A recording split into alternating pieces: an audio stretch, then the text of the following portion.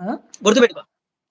తండ్రిని నడిపిస్తున్నాడు, ఆ, ఓకే. పరిశుద్ధాత్మ శక్తినిస్తాడు. బ్రదర్ ఒక బ్రదర్ అది ఒక కామెంట్ పెట్టాడు. యెహోవా ఉమ్. అను నామము పరిశుద్ధాత్మకు ఉన్నట్టు ఒక్క వచనము చూపగలరని పెట్టాడు. మరి చూడండి ఒకసారి. ఖచ్చితంగా ఖచ్చితంగా చూపిస్తాను నేను. యెహోవా కామెంట్స్ ఎవరు?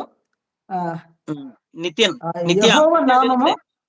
ఆ ఆటో ఆటో అబ్బాయి అను అనుకుంటా నిత్య. నామము పరిశుద్ధాత్మకు ఉన్నట్టు ఒక వచనము చూపగలరు అంటున్నాడు. మాట్లాడండి బ్రదర్. నేను ఖచ్చితంగా దానికి చూపిస్తా బ్రదర్. యెహోవా నామం పరిశుద్ధాత్మ ఉన్నట్లు. ఓకే ఓకే యెహోవా అనేది ఒక వ్యక్తుల పేరు కాదు బ్రదర్, ఓకే ఓకే ఒక దేవుని పేరు. ఉమ్, ఒక దేవుని పేరు. ఉమ్, అది దేవుని పేరంటే గనక క్రియలు. పేరంటే ఓకే క్రియలు. ఇప్పుడు రవి అంటే గుర్తుపెట్టుకో, రవి అంటే గనక రవి అనేది ఒక వ్యక్తి కాదు. రవి ఓకే అనగానే నా నా క్రియ, నా బిహేవియర్, నా సాక్ష్యము, నా ప్రవర్తన, నా ఊరు, నా ప్రాంతం గుర్తొస్తుంది.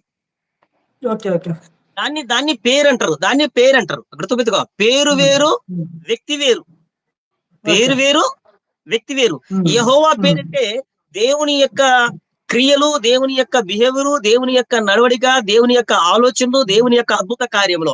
యెహోవా ఏ ఉమ్, రకంగా అద్భుత కార్యములు, ఆశ్చర్యకార్యం చేస్తున్నారో అదే యెహోవా నామము ఇతను కలిగి సేమ్ అద్భుత కార్యం, సేమ్ ఆశ్చర్యకార్యం చేస్తున్నాడు. అదే పరిశుద్ధాత్ముడు కూడా కలిగి ఉండి సేమ్ అద్భుత కార్యం, సేమ్ అంటే ఆ క్రియలన్నమాట. నామం అంటే క్రియలు. ఓకే ఓకే నామం అంటే క్రియలు. సార్ నామం సార్ అంటే సార్ వ్యక్తిగా. ఉమ్, ఆ ఉమ్. అది విషయం.